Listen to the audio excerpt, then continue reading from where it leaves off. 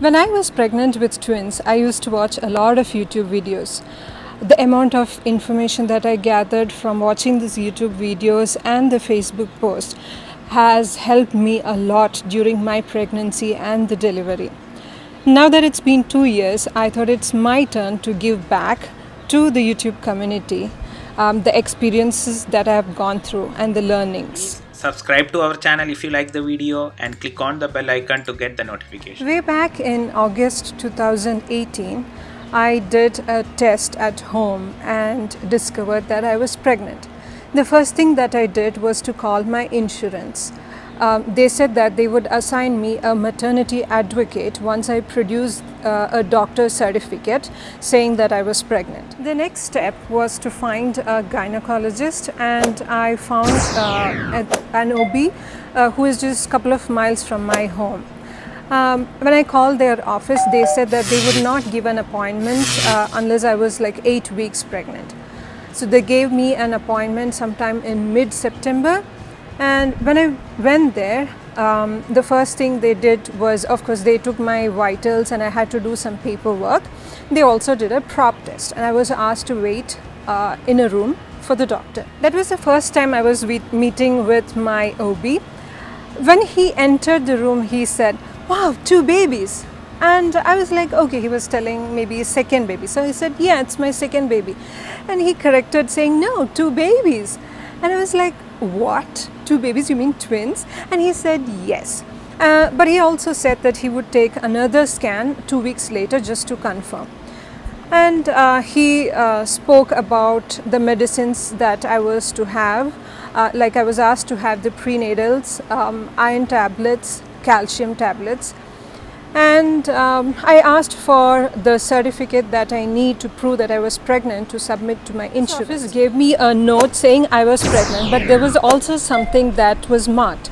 They have marked that my pregnancy was high risk and it was because of twins.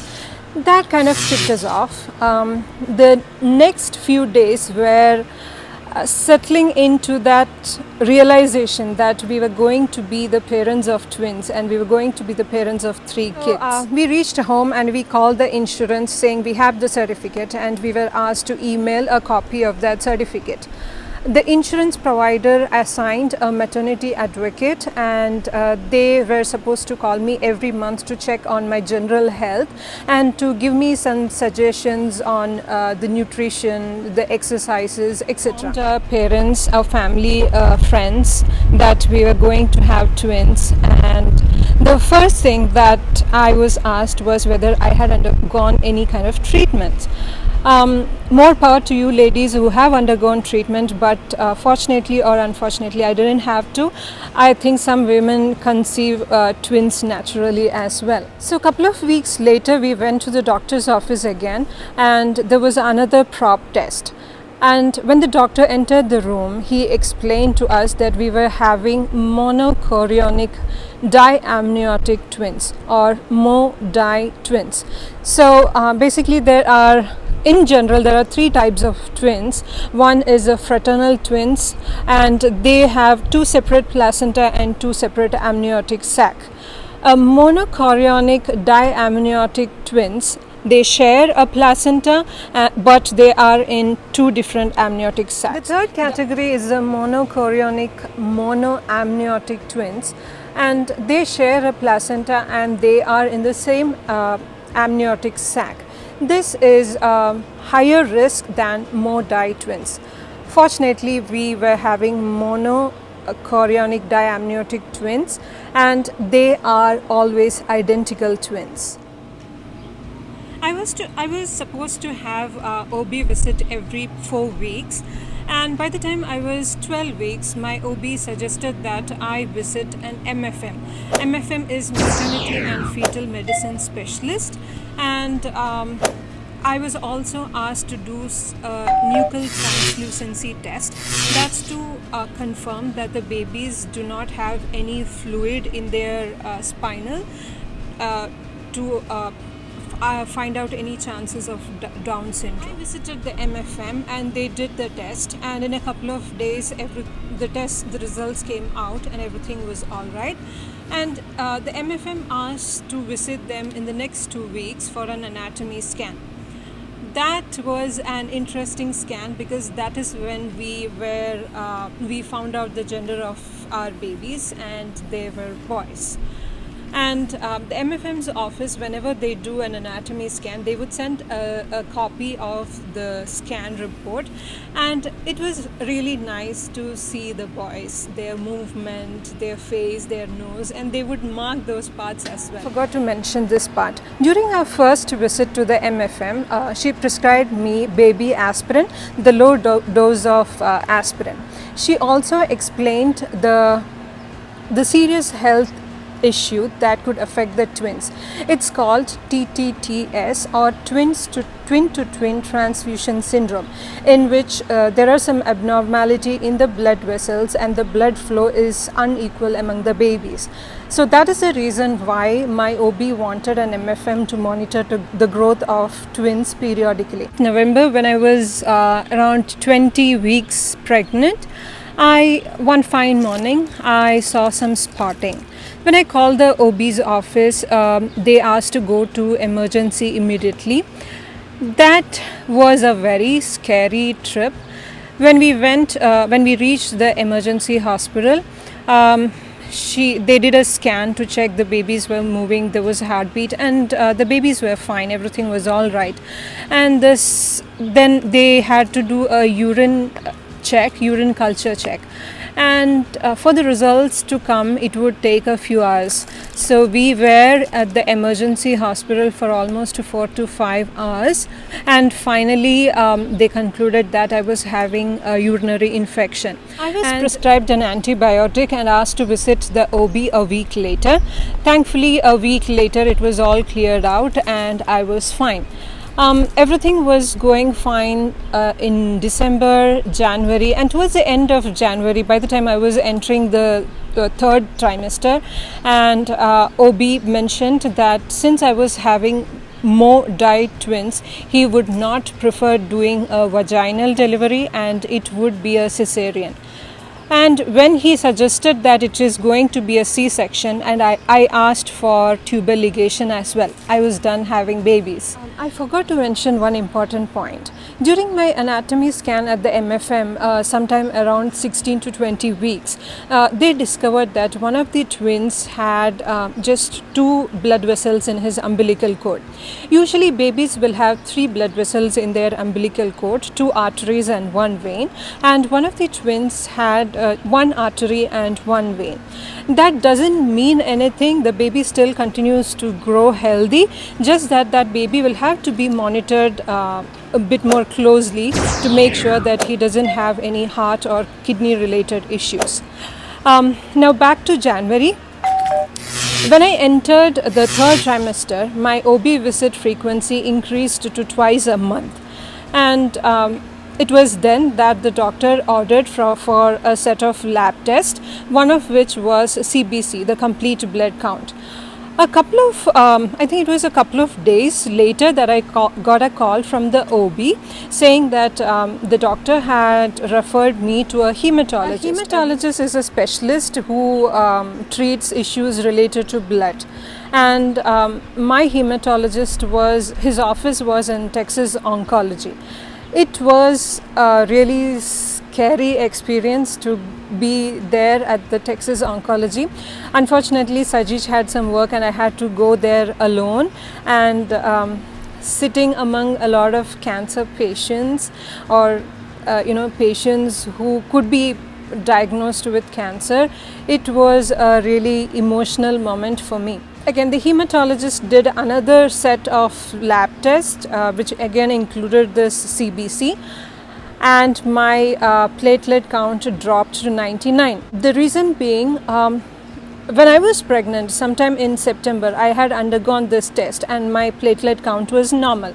So he explained to me that this could be a condition that occurs normally in pregnant women, normally during their third trimester. The issue could be that since my OB had ordered for a C-section, and if my platelet count is low, I think they check for platelet count less than 100. If that is the case, then they may not be able to do a C-section. By the time I was 32 weeks pregnant, my MFM visits became every week. Until then, it was twice a week. So every week when I visited the MFM, they would do a stress test. So they would check the baby's movements, the heart rates for a period of time. Usually these MFM visits would last to about an hour or two. And everything was normal, fortunately. My OB also prescribed this antiviral tablet acyclovir. I was also given this Tdap shot. So during the course of this pregnancy, I was having this prenatal. I was having iron tablet, ferrosulfate tablets, calcium tablets, baby aspirin, and then from the third trimester acyclovir.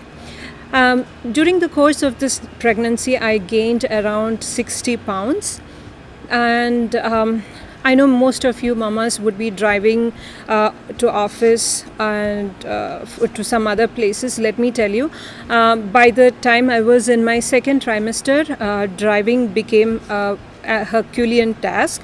The reason being my big belly could barely fit in front of the wheel, and even if it fit, I couldn't reach the pedals.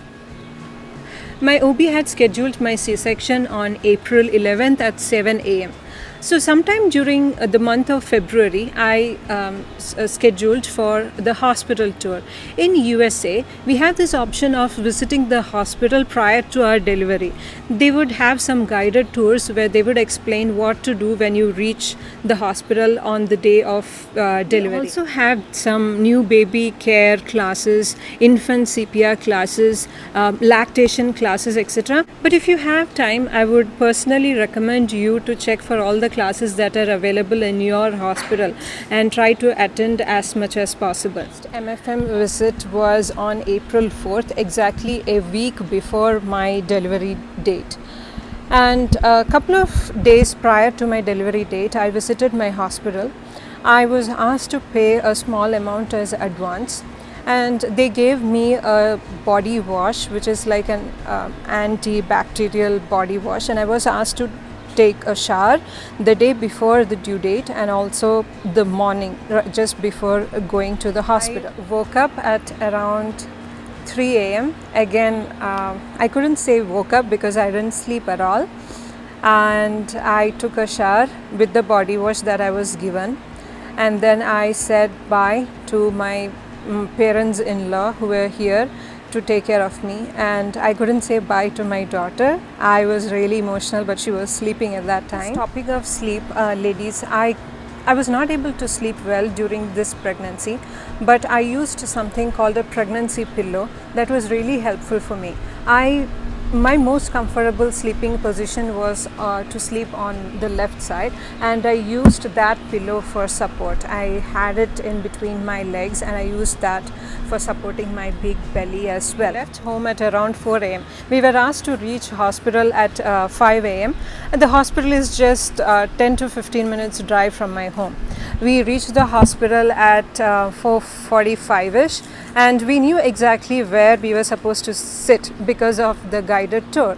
So we were sitting there, and exactly at 5 a.m. I was called at the registration area. I went there. I had to do some paperwork, some minimal amount of paperwork, because I had already completed all the paperwork. Then I was asked to go upstairs. You know what they call that room? Maybe it's kind of a prep room. And Sajish was asked to wait outside. I was asked to change to that hospital gown, get rid of all the jewelry if I was wearing something. I wasn't, because I knew they would ask me to do that. So I left all my jewelry at home.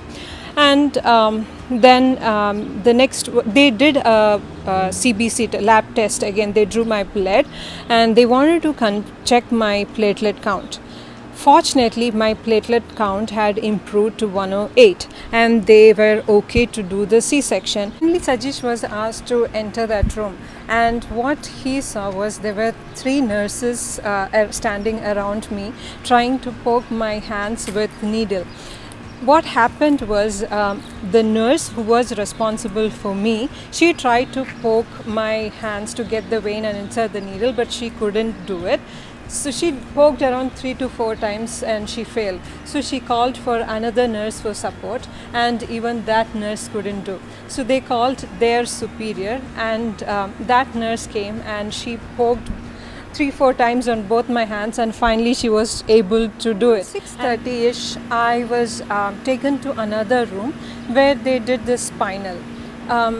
They were casually talking about coffee, about breakfast, and that kind of made me comfortable. I was not thinking about the needle that they were going to insert in my spinal cord. I totally forgot about that, and I was just paying attention to what they were talking, and they were just talking about general stuffs. They made me sit while administering that spinal, and after that they made me lie down. And a few minutes later they asked me to wiggle my toes, and I could see that my lower part of the body was going numb, and after some time I couldn't wriggle my toes. And then they told me that my OB would be in the room soon. That's when I realized that that was the surgery room, but it looked like a normal room, a small room with big windows, and I could see the road, the freeway, a lot of cars moving, and I failed to notice that there were some knives and scissors and so many things lying on the table. I didn't notice that then. A few minutes later, my OB arrived, and he just checked me. Hi Rishmi, how are you doing? How are you feeling today? And I was like, I'm feeling okay, doctor, everything good. And then he asked someone to bring my husband in. So Sajish was brought into the room. My anesthesiologist was standing beside me, and he kept on asking me how I was feeling. And after the administration of the spinal, I was feeling really cold. I was shivering, and I could feel my whole body was trembling. And when I informed the anesthesiologist, he asked for more blankets, but still I could feel that no blankets could make me feel warm because it was a chill from inside. The anesthesiologist was standing beside me on the right hand side, and Sajish was sitting on my left hand side. Sajish had to be reminded to hold my hands and give me some support, but I can imagine what he would be going through at that time. And after some time I could feel some tear, a skin tear, and I knew, because having watched so many YouTube videos, I knew what was happening. And after some time I felt a small amount of weight being removed from my body. You know, like after a very good bowel movement you feel so empty in your tummy. I felt half empty inside, and doctor said, baby A is here, what do you want to call him? I said Aryan, though Sajish had another name in mind, but baby A became Aryan. Then baby A was handed over to some child specialist, like pediatric specialist there, and they did some cleanup, and they were checking the vitals of the baby. When I felt that my tummy became so empty, that's when the doctor took out baby B, and he just asked me what the name was. I said Adhar, and Sajish was surprised because he had Adhar as baby A and Aryan as baby B in his mind. And then doctor was doing some other procedures, since I asked for the tubal, I think he was performing the tubal, but we both were busy looking at our babies. We wanted to see what the other specialists, the pediatric specialists were doing to our babies. And they mentioned like baby B, this Adhar, had some more fluid in his body than he was supposed to have. Newborn photographers inside the labor room, and let me tell you, it didn't look like a surgery room. It just looked like a normal room where people were just chatting about some casual stuff. So there was a photographer taking photos of the babies, photos of me and Sajish, and we were so busy trying to see what they were doing to the baby. And they called for some neonatal specialist. They wanted to check whether baby B was doing okay, whether he should be sent to the NICU. But fortunately, after some time, he was back to normal. And they took me to another room just for an observation. So my babies didn't have to go to NICU. Thank God for that. I was taken to another, I think an observation room where the first nurse was back there and she was checking whether I was bleeding properly. So during my first pregnancy, I had this issue where my uterus was not contracting after the delivery and I was bleeding a lot, and they had to do this condom tamponade to get my bleeding in control, and I was kept under observation for a night for my first pregnancy. So I had informed my OB and also this nurse about this condition. And after being in the observation room for almost 15 minutes, the nurse noticed that I was starting to bleed. And since I had informed this earlier, she was always vigilant and she was always watching for some abnormal amount of bleeding. And as soon as she noticed that something was wrong, she immediately called for my OB.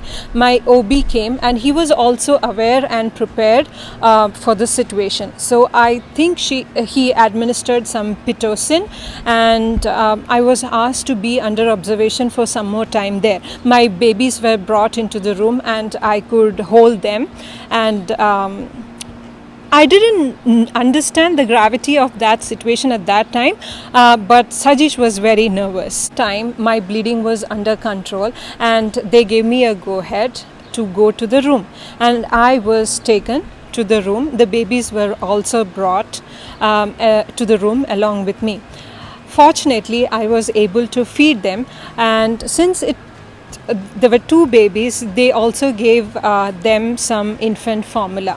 So I was able to feed the babies. I was not feeling any pain, but after I think 12 hours, I was asked to start walking. I was asked to walk to the bathroom, and I was feeling slightly giddy. I was also asked to have some pieces of ice, and soon after having those ice pieces, I wanted to throw up. After having the ice chips, I was kind of okay to have food. I drank some water and I had some light food. 12 hours after the surgery, I was asked to walk to the bathroom. Again, I was feeling so tired, some kind of cramp in my lower abdomen, but I managed to go to the bathroom. The next day, I was asked to try to walk often, more frequently, and I did that, though I wasn't very comfortable doing that. Again, I had some kind of cramp. During this time, the nurses came, they were taking care of the babies. They even showed us how to take a bath for the babies, and those were fun times.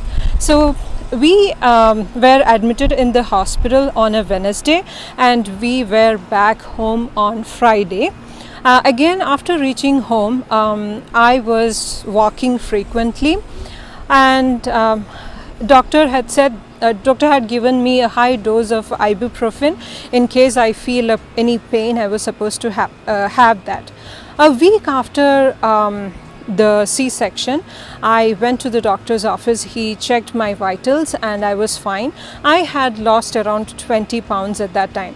The babies were growing well, but during their second pediatric visit, they said that the babies have not gained weight much. So they wanted to see the babies in a couple of days again.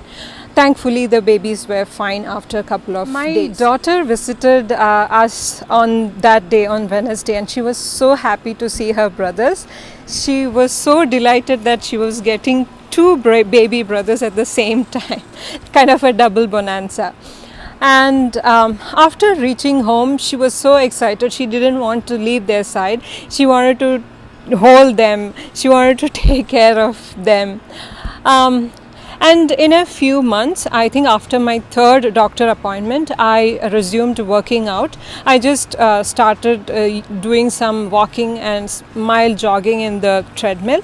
I was losing weight and I was perfectly all right. And the babies were also gaining weight. They were feeding properly. I was feeding them my breast milk, and they were also gaining weight properly. Friends, I am no doctor and I don't have any knowledge in medicines or biology or anything. All this that I have explained is purely my experience and what my doctor has told me. It may not be the same for you, and the situation could be different for you. So always listen to your doctor. Whatever medicines I have had and whatever I have followed are totally based on what my OB and my MFM has suggested me. So I would advise you to do the same. Thank you so much. This is my baby A, Aryan, and this is my baby B, Adhar.